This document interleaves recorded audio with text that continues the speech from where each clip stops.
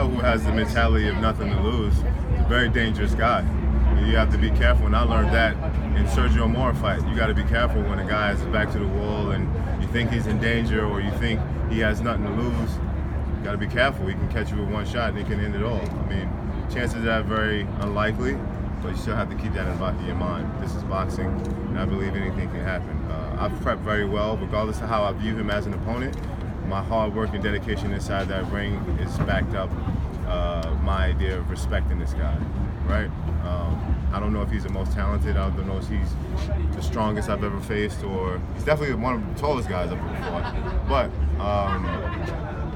it has yet to be seen what he'll bring to the table come Saturday night, but I am prepared. How dangerous of a situation is it? You have so much at stake moving forward. How tough is it going into those kind of fights to do what you just said? Well, I mean, they put a little pressure on you saying the fans love knockouts and, in order to get the big fights, you have to produce. But it's not nothing that I'm not used to. I mean, I have an 80% knockout ratio. I've been knocking guys out for a long time, so I know how to set it up. My last fight was a bit hard because I was in there with a guy trying to survive. This guy, I do believe he's trying to come forward, trying to take my title, trying to get all the opportunities that he can get, and put on a great show as well. So my thing is, for guys coming in a fight, it's going to leave himself a little bit vulnerable, and those opportunities I'm really looking forward to. Again, you're undefeated at Barclays Center. How much do you thrive of fighting in front of the hometown crowd, and what have you been working on in camp to prepare for a physical fighter like Sulecki? Well, first to answer your question, I think fighting home was always a great advantage for me because I think I threw drive in that the roars of the crowd, that Brooklyn love. It's an energy inside that building. I'm a Brooklynite too, so I really connect with that.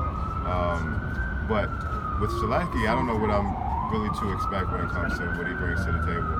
I've only seen a couple of fights of him, and we've studied his flaws very well. We know what he does pretty good, and we know what he does when he don't do good. So my thing is to exploit those things and to make sure that I can perform what the fans truly want is a great knockout. Now, you did say that Sulecki is a come-forward fighter.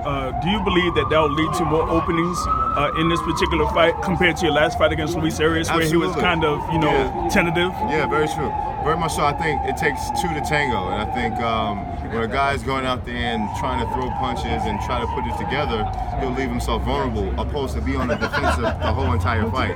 It's really hard to stop a guy. And Arias was a very skillful guy, but he used those skills to survive, not really to add any threat or put any offense, set up counter punches or nothing of the sort.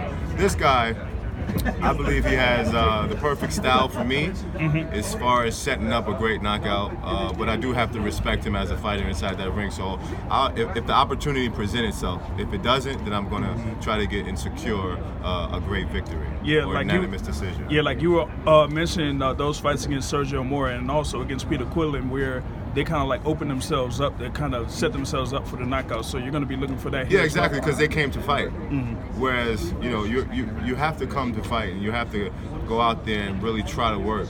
And I'm such a skillful fighter, in my opinion, to know how to set a guy up and leave themselves vulnerable. But if you're on the defensive the whole time, then it's really hard to set those things up. You said on the conference call last week, and it was the closest we've come to trash talk, basically. Yeah. Maybe are putting too much stock in your performance against Golovkin, which obviously was a great performance. But what did you make of that? Do you think maybe he's underestimating you coming into the fight? My opinion is he couldn't beat that Daniel Jacobs, and he couldn't even beat the Arias Daniel Jacobs. So he's saying people should judge me based off the Arias performance. But I don't even believe he can beat that Jacobs that night of the Arias performance.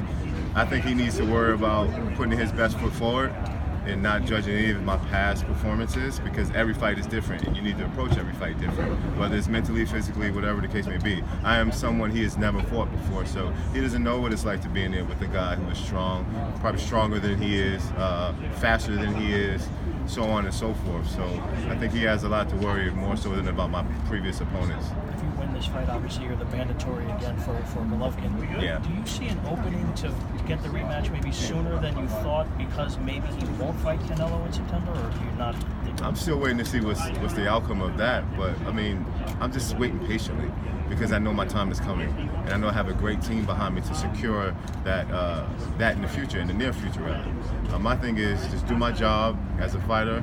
I let my team take care of the business, and I just make sure that the job set forth for me inside the ring, I'll do very well. Do you think Golovkin will have any problems with Martirosyan in the following? With a guy who's had 3 weeks' notice, it's expected for him to look victorious and be impressive, but this is boxing, anything can happen. Vanez is a good fighter as well.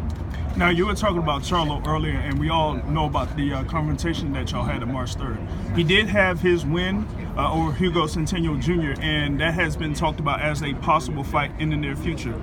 If you don't secure the fight against Gennady Golovkin probably around September of this year, do you look for that particular fight? 100%. It's a fight that I want because the fans consider him to be one of the best. You know, as fighters in the boxing world, we know he's still got a lot to prove. We know he hasn't really fought anyone worthy of him calling himself the best of the division, or people are avoiding him, whatever his claim to fame is. I believe that I want to do it for the fans' sake because this is something that the fans truly want. He's a very skillful guy, taking nothing away from him, but he still has a lot to prove, in my opinion, amongst the boxing world, especially amongst us middleweight who really know and who has put in that work before to have the right to say we are the best in the division. Yeah, you only had like 2 fights in the middleweight division. Yeah, but he had 2 fights against who, though? That's my point. You know, if he would have had fights against some worthy opponents, people probably even the top 10, top 15, you know, respectable opponents. You know, my guy knocked out Sulecki, Centeno, before he got a chance to, and you know, that says a lot. I'm fighting an undefeated guy. You know, I'm calling out all these big names, but we're still getting guys that are worthy, that the fans won't say, you know, we're cherry picking, or the fans will still respect. And this guy, can't take him lightly, but you know, he's definitely a worthy opponent to be inside that ring, you know. Thanks, guys. Really looking to get going.